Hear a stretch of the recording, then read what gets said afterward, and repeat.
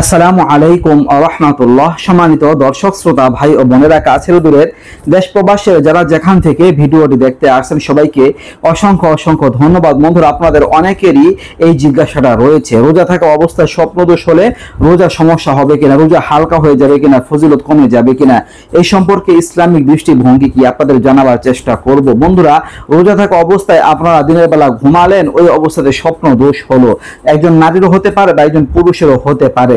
যদি এমন সমস্যা হয়, রোজার কোনো সমস্যা হবে না, রোজা হালকা হবে না বা রোজার কোনো ক্ষতি হবে না। তবে যখন এই স্বপ্ন দোষ হবে, ঘুম থেকে উঠে যখন দেখবেন, চেষ্টা করবেন যত দ্রুত সম্ভব পবিত্র হওয়া যায়, যত দ্রুত সম্ভব গোসল করে ফেলবেন। কারণ নাপাক অবস্থায়, রোজা থাকা অবস্থায় এই বেশিক্ষণ নাপাকি থাকা ঠিক না। এমনিতেও নাপাক অবস্থায় বেশিক্ষণ থাকা ঠিক না, কারণ এতে করে রহমতের ফেরেশতাদের কষ্ট হয়। রহমতের ফেরেশতারা আপনার কাছে আসতে দ্বিধাবোধ করবে, কাছে আসতে চাইবে না, কষ্ট পাবে। যত দ্রুত সম্ভব গোসল করে ফেলবেন, পবিত্র হয়ে যাবেন, এটাই আপনার জন্য উত্তম হবে ইনশাআল্লাহ।